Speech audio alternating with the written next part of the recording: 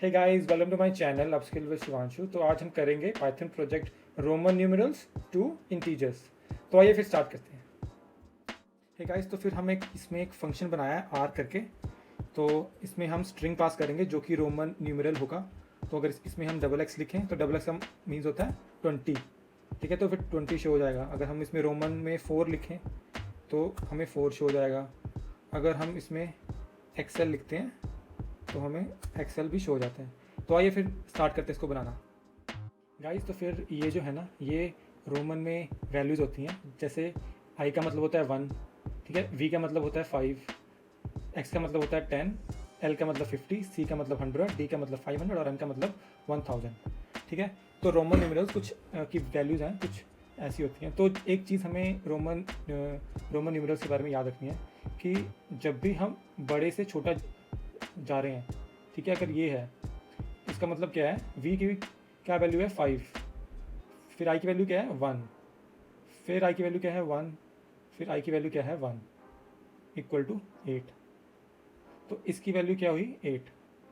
तो अगर हम लेफ्ट से राइट जा रहे हैं ना, लेफ्ट से राइट ही जाएंगे हम, ठीक है। एक तो ये चीज़, ठीक है, और दूसरी चीज़ ये कि अगर हम बिग नंबर से, जैसे ये v है वो बिग नंबर है और i है जो उसके इमीडिएट वाला है ना, जैसे हम अगर इन दोनों की हम बात करते हैं तो v टू i, तो v बिग है और i है स्मॉल। तो अगर हम बिग टू स्मॉल जा रहे हैं तो ऐड होगा, ठीक है। ऐड कब होगा, जब हम बिग टू स्मॉल जा रहे हैं, ठीक है। और सब्ट्रैक्ट होगा जब हम स्मॉल से बिग जा रहे हैं, ठीक है। फॉर एग्जाम्पल, अगर हम 1 आई और वी लिखते हैं तो आई क्या है वैल्यू में स्मॉल जिसकी है 1, और वी क्या है वैल्यू में 5 जो कि बड़ा है। तो ये स्मॉल है तो ये बिग है, तो हम स्मॉल टू बिग जा रहे हैं और इसका मतलब क्या होगा, माइनस होगा। तो 5 माइनस 1 क्या हुआ 4, ठीक है। तो इसकी वैल्यू क्या होगी 4। और जब हम बिग टू स्मॉल जाते हैं, जैसे वी आए तो ये बिग टू स्मॉल है तो v की वैल्यू होती है 5 और i की वैल्यू होती है 6, तो 5 + 1 = 6। तो ये दोनों चीज़ हम रोमन न्यूमरल्स का, जब रोमन न्यूमरल्स टू इंटीजर का जब हम प्रोग्राम लिखेंगे तो हमें ये दो चीज़ों के जो कॉन्सेप्ट है वो हमें पता होना चाहिए। एक तो हम लेफ़्ट से राइट जाते हैं, और अगर हम बिग टू स्मॉल जा रहे हैं तो चीज़ें ऐड हो रही हैं, और अगर हम स्मॉल टू बिग जा रहे हैं तो चीज़ें सब्ट्रैक्ट हो रही हैं, है ना। तो एक चीज़ तो ये, ठीक है। और हम इसमें एक फॉर लूप यूज़ करेंगे, ठीक है, और एक len फंक्शन यूज़ करेंगे। हमने len ऑलरेडी किया हुआ है, और इसमें हम एक रेंज फंक्शन यूज़ करेंगे, ठीक है। तो पहले हम इन तीनों फंक्शन को देखेंगे, थोड़ा सा रिवाइज करेंगे, और उसके बाद हम इसका प्रोग्राम डिस्कस करेंगे, ठीक है। तो आइए फिर स्टार्ट करते हैं गाइस। तो आज पीपीटी आइडियाज़ में हम दूसरी स्लाइड देखेंगे। सबसे इम्पॉर्टेंट है चार्ट्स डेटा, ठीक है। तो जो डेटा होता है ना वो हर डॉक्यूमेंटेशन में बहुत इंपॉर्टेंट रहता है। तो देखिए, आप अपनी स्क्रीन पे देखिए कि चार्ट्स कितने बढ़िया तरीके से आप अपने बॉस के सामने प्रेजेंट कर सकते हो। अगर आपका ये मतलब जॉब रोल है, आप वीकली रिपोर्ट सबमिट करते हो, मंथली रिपोर्ट सबमिट करते हो, तो कैसे आप डिफरेंट कलर कोडिंग से, डिफरेंट तरीक़ों से आप अपने चार्ट्स के थ्रू अपनी इन्फॉर्मेशन या फिर डेटा कम्युनिकेट कर सकते हो, और कैसे अपनी ऑडियंस का अटेंशन आप कैच कर सकते हो, ठीक है। क्योंकि अगर आप रिमोटली काम कर रहे हो या फिर कॉलेज में हो तो आपको कोई प्रेजेंटेशन देनी है, तो डेटा इज़ वेरी इंपॉर्टेंट। और ये जितना भी डेटा है ना वो एडिटेबल है। आप कोई भी चार्ट में जाके किसी भी तरह का डेटा आप डाल सकते हैं और आपको वैसा चार्ट बन जाएगा, ठीक है। ये देखिए,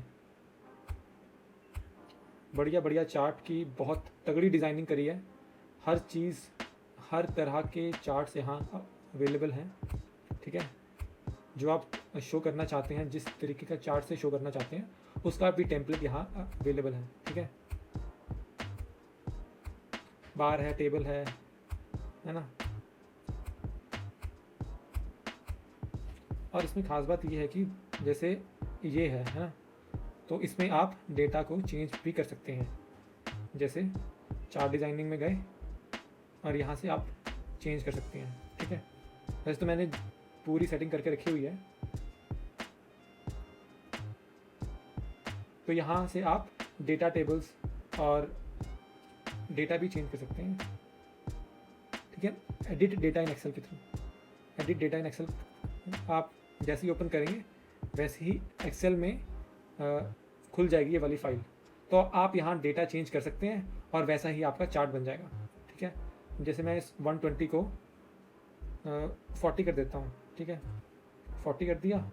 215 को भी मैंने 70 कर दिया, ठीक है। 420 को भी मैंने 10 कर दिया, ठीक है, ये कर दिया और ये सेव भी कर दिया और फिर मैंने बंद कर दिया। तो वैसे ही यहाँ पर हमारा चार्ट के जो बार्स थे वो चेंज हो गए। तो पूरे एडिटेबल चार्ट्स हैं जो कि आप अपने रिपोर्ट में इंक्लूड कर सकते हो, अपनी प्रेजेंटेशन में आप इंक्लूड कर सकते हो। Thank you guys. तो चलते हैं बाकी के लेक्चर पे। गाइस ये कोड फाइल है हमारी रोमन 2 इंटीजर वाली। तो यहाँ हमने ऑलरेडी टैलीज जो हैं जो कि एक सेट है, मतलब डिक्शनरी है जिसमें हमने वैल्यू स्टोर की हुई हैं, जैसे आई की 1, वी की 5, एक्स की 10, एल की 50 और ऐसे ऐसे हमने स्टोर की हुई हैं। हम क्या चाहते हैं, हम हर जो भी टाइप करें, जैसे हम एक्स वी, तो उसका सम शो हो जाए, जो भी रोमन में हम टाइप करें वो उसकी वैल्यू शो हो जाए, ठीक है। तो उसके लिए हम range function, len function, for loop का यूज़ करेंगे, ठीक है। तो फॉर लूप को थोड़ा सा रिवाइज कर लेते हैं। अगर हम रेंज में लिखते हैं 3, ठीक है, और कॉलन डालते हैं और फिर करते हैं प्रिंट आई, ठीक है। तो ये क्या प्रिंट करेगा, 0 1 2। अगर 3 डालते हैं तो 0 1 2 तक प्रिंट करेगा। इसका मतलब ये है कि जब पहली बार लूप चला तो आई की वैल्यू 0 थी, जब दूसरी वाली लूप चला तो आई की वैल्यू 1 थी, जब तीसरी वाली लूप चला तो आई की वैल्यू 2 हो गई, ठीक है। वैसे ही लेंथ फंक्शन है। अगर हम यहाँ पर एक n को डिफाइन कर देते हैं एक्स आई, ठीक है, और हम लेंथ को ऐसे कर देते हैं len से, तो फिर इसका मतलब लेंथ 2, जितने भी स्ट्रिंग के अंदर लेटर्स हैं, कॉमा के अंदर लेटर्स, उतनी हमारी लेंथ है, ठीक है। ये हो गया लेंथ फंक्शन और ये हो गया फॉर लूप, ठीक है। और हमने रेंज वाला भी कर लिया, ठीक है। और अगर हमने जैसे इसको हम VBN कर देते हैं, ठीक है, और अगर हमने लास्ट स्ट्रिंग निकालना है, लास्ट स्ट्रिंग एक्सट्रैक्ट करना है, तो इससे हम n-1 से लास्ट स्ट्रिंग हम एक्सट्रैक्ट कर सकते हैं, ठीक है। तो गाइस ये थी 3 चीज़ें हमारे कोड लिखने से पहले की, ठीक है। इसको अभी हम डिलीट कर देते हैं कट करके। तो इसको हमने एक बारी रन कर लिया। अब हम लिखते हैं for loop, for I in range, ठीक है। नहीं पहले हम फंक्शन डिफाइन करेंगे हम, ठीक है। फंक्शन हम करते हैं DEF से रोमन और एक आर्ग्यूमेंट पास करेंगे n से, ठीक है। अब हम लूप लगाएंगे, ठीक है, for I in range len n। तो जो भी हम n की जगह लिखेंगे ना, उसकी लेंथ क्या होगी, उतनी रेंज तक i की वैल्यू होगी, ठीक है। इसका मतलब ये है, ठीक है, कॉलन एंटर। अब जो भी हम n की जगह लिखेंगे ना, वो उसको 2 भाग में हम डिवाइड कर देंगे, एक लेफ्ट साइड और एक राइट साइड। तो हम लेफ्ट साइड और एक राइट साइड, जो लेफ्ट साइड होगा ना उसको हम बोल देते हैं ni, क्योंकि ni मतलब जो n का फर्स्ट एलिमेंट है,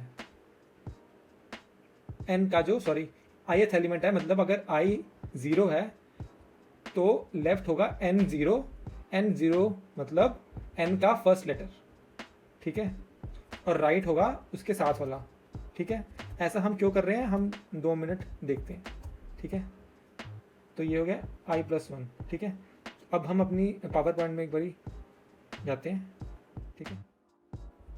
तो ये देखो, अगर हमारा n है ये XVL, ठीक है, और इसका मतलब क्या है कि len इसकी लेंथ क्या है 3, ठीक है। और अगर हम i के थ्रू हम इस पे लूप लगाते हैं तो इसका मतलब क्या है, i की वैल्यू 0 है, एक फिर i की वैल्यू 1 है, फिर i की वैल्यू क्या है 2, ठीक है। जब आई की वैल्यू 0 है तो मैंने कोड में लिखा था n0, ठीक है, n0 जो कि लेफ्ट के इक्वल था, ठीक है, n0 लेफ्ट था और ni+1 था राइट, ठीक है। तो n0 का मतलब क्या है, n का 0th एलिमेंट, क्योंकि पाइथन में इंडेक्सिंग 0 से स्टार्ट होती है, तो ये 0 पोजीशन पे है, ये 1 पे है और ये 2 पे है, ठीक है। n0 का मतलब क्या है x और n1 का है v। ऐसा हम क्यों कर रहे हैं, क्योंकि हमने सीखा है अभी, क्योंकि रोमन न्यूमेरल में जब भी हम लेफ्ट से राइट जाते हैं, और हर बार ही हम लेफ्ट से राइट ही जाते हैं, तो अगर हम बिगर नंबर से स्मॉलर नंबर जा रहे हैं तो हम प्लस करते हैं, ठीक है। अगर हम स्मॉल से बिग जा रहे हैं तो हम माइनस करते हैं, ठीक है। तो क्योंकि रोमन न्यूमेरल में क्या होता है, हम जो अल्फ़ाबेटिकल लेटर्स होते हैं उसकी वैल्यू होती है और उसको हम ऐड या फिर सब्ट्रैक्ट करके रोमन न्यूमेरल की वैल्यू कैलकुलेट करते हैं, ठीक है। तो इसमें हमने क्या किया, n0 से हमने x निकाल दिया और n1 से हमने जो भी हमने आर्गुमेंट पास किया उसको हमने v निकाल लिया, हमने दोनों को अलग अलग कर दिया, ठीक है।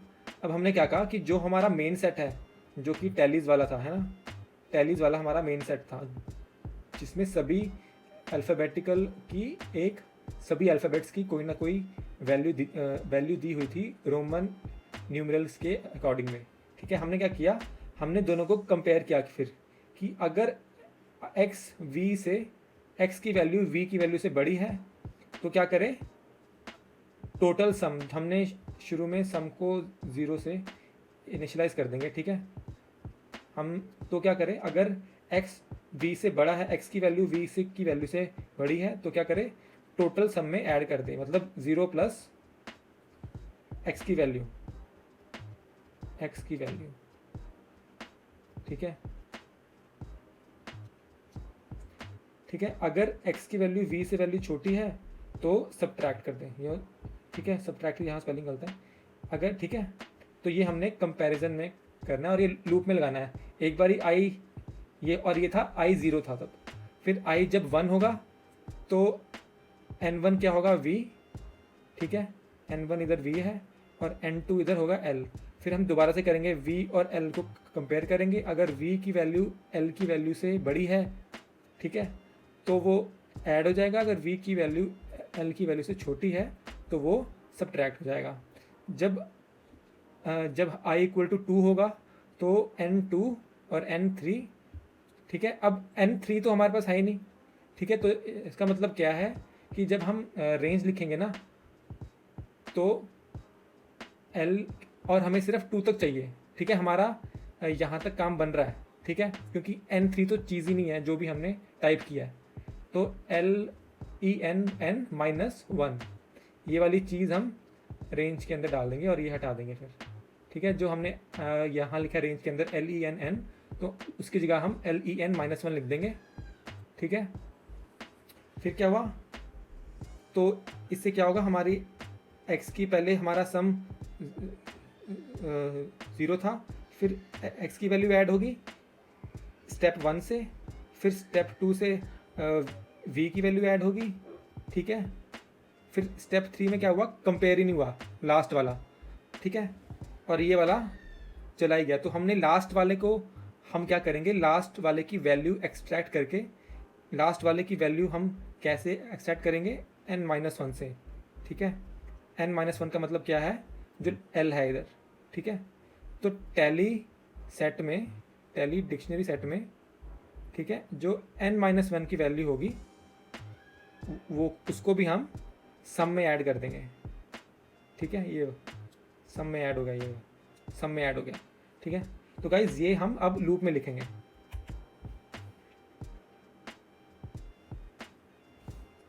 ठीक है। हमने लेफ्ट और राइट को सेपरेट कर लिया, ठीक है। अब हमने इफ़ लूप लगाया, इफ़ टैलीज जो लेफ्ट वाला है, ठीक है, लेफ्ट वाला मतलब एन आई वाला, ठीक है, अगर वो कम है टैलीज राइट से, ठीक है, तो क्या होगा, sum equal to sum minus tails. अगर लेफ्ट वाला छोटा है राइट से तो क्या कर दे, माइनस कर दे, ठीक है।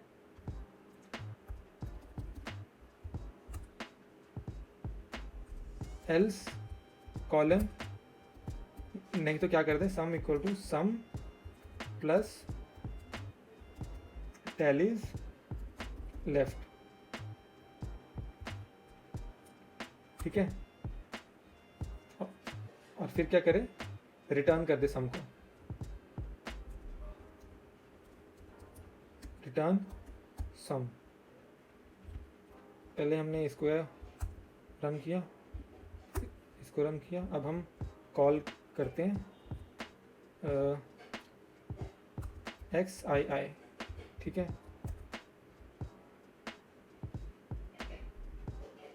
अच्छा, हमने ना सम को इनिशियलाइज करना भूल गए हम, ठीक है। हमने माइंड मैप में तो कर दिया लेकिन यहाँ पर किया नहीं। रन किया, अभी भी एरर आ रहा है, कोई इंडेक्स आउट ऑफ रेंज आ रहा है, ठीक है। आउट ऑफ रेंज आ रहा है क्योंकि हमने यहाँ पर sum equal to out of range आ रहा है, ठीक है। तो यहाँ पर हमने n-1 करना है, ठीक है, क्योंकि आउट ऑफ रेंज आ रहा है। एंटर किया, फिर ये रन किया, 11। अब देखो ये 12 है लेकिन हमारा आंसर क्या आ रहा है, 11, क्योंकि इसमें लास्ट वाली डिजिट की वैल्यू ऐड ही नहीं हुई है। तो हम क्या करेंगे, लास्ट वाले डिजिट की वैल्यू एक्सट्रैक्ट करके हम सम में ऐड कर देंगे, ठीक है। टेलिस और n, फिर दोबारा से ब्रैकेट -1, ठीक है। ये हो गया कंप्लीट हमारा, ये मैंने किया रन और ये हमने दोबारा से रन कर दिया और ये हो गया हमारा प्रोग्राम कंप्लीट। अब हम कोई भी वैल्यू डालें, है ना, बिग से स्मॉल जाते हैं ना, जैसे MDC, ठीक है। एंटर किया 1600, तो M यहाँ पर 1000 है, D 500 है और C है 100, 1600 आ गया, ठीक है।